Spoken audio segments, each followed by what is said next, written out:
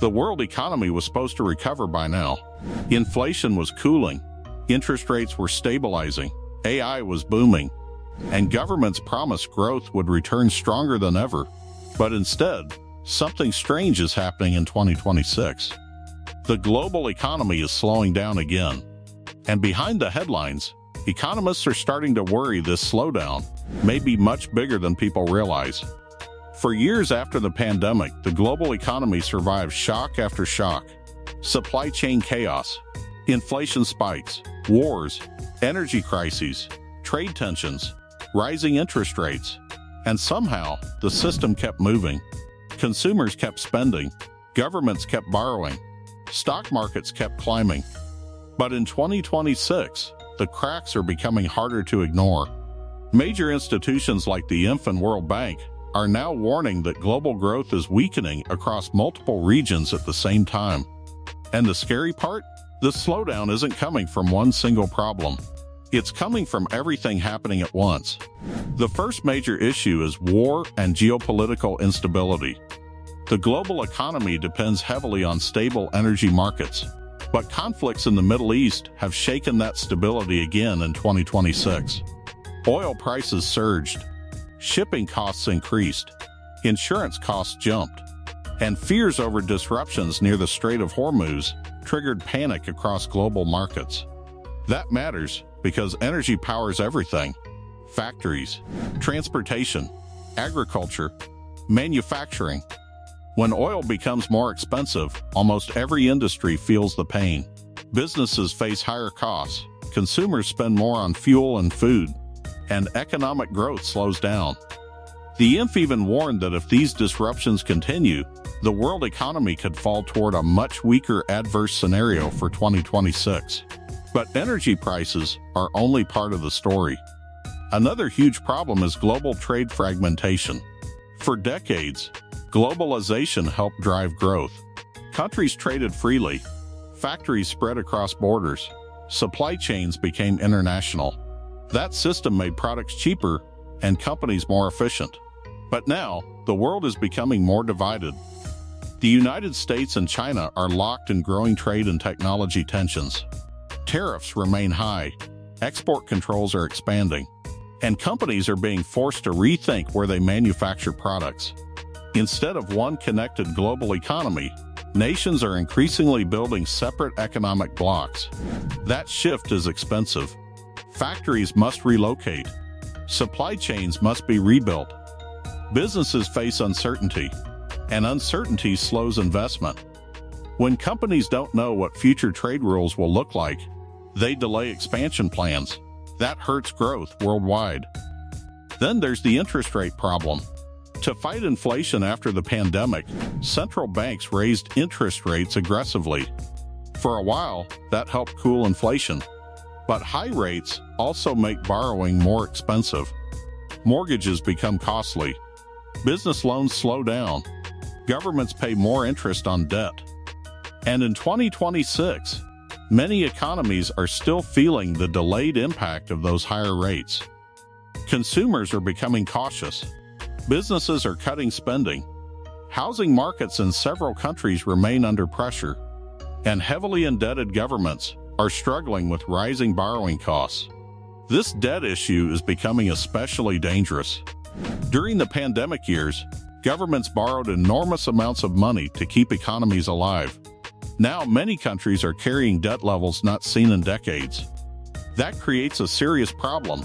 Governments have less room to rescue their economies if growth weakens further. The IMF and UN reports both warn that tight fiscal conditions are limiting countries' ability to stimulate growth. In simple terms, many governments are running out of financial flexibility.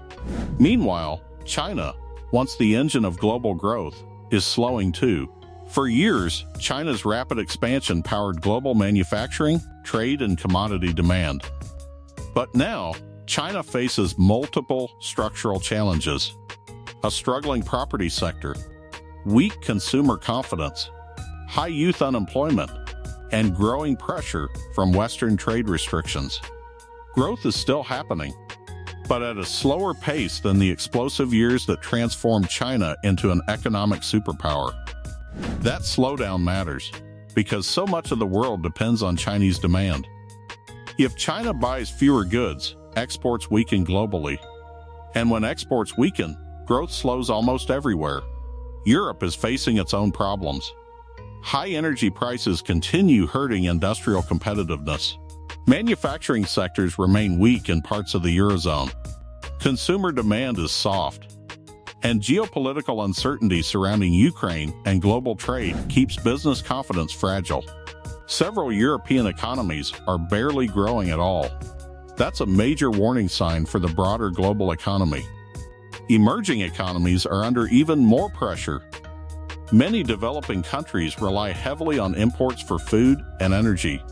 So when global commodity prices rise, they suffer badly. Currencies weaken, debt payments become harder, inflation rises faster. And unlike wealthier nations, many developing countries don't have enough financial reserves to absorb major shocks. The IMF recently cut growth forecasts for emerging markets, partly because of rising energy costs and geopolitical instability. Some nations are now facing serious debt distress risks. And then there's another hidden factor people rarely discuss enough: productivity. For years, economists hoped new technologies like AI would massively boost productivity and economic growth. There's still excitement around artificial intelligence. Huge investments are flowing into AI infrastructure and data centers. But so far, many economists believe the productivity gains are not spreading through the broader economy fast enough yet. In other words, AI hype is enormous. But the actual economic transformation may take longer than markets expected. That creates another problem. Investors pushed massive amounts of money into tech companies expecting explosive growth. If expectations cool down, financial markets could become volatile, and financial instability can quickly spill into the real economy.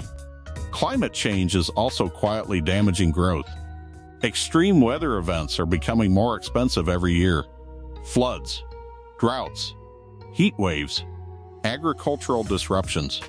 These events destroy infrastructure, hurt food production, and increase insurance and rebuilding costs.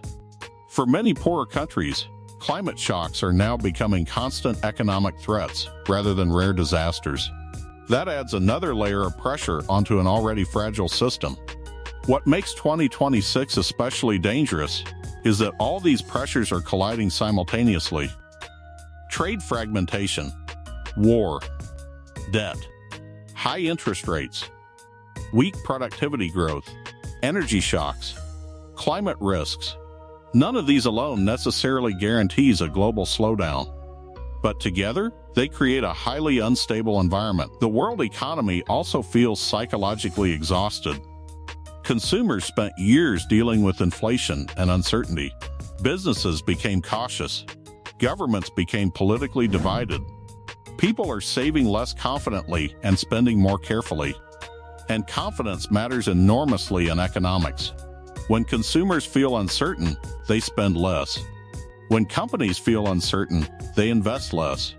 That creates a cycle where slowing confidence leads to slower growth, which then weakens confidence even further. The scary thing is that some economists believe the 2020s may become the weakest decade for global growth in generations. That doesn't necessarily mean a global collapse is coming, but it could mean the world enters a long era of slower expansion, weaker productivity, and more geopolitical fragmentation. A world where growth becomes harder to generate, and that has massive consequences. Because slower growth affects everything: jobs, wages, housing, technology investment, government spending, living standards. When economies grow slowly, political tensions often rise too. Yet despite all the risks, there are still some bright spots. India continues growing rapidly compared to many major economies. AI investment remains strong. Some supply chains are adapting better than expected. And inflation in several countries has cooled from its worst levels. The global economy is slowing, but it hasn't stopped. At least not yet. The real danger is that policymakers may be running out of easy solutions. During past crises, governments could slash interest rates or spend heavily.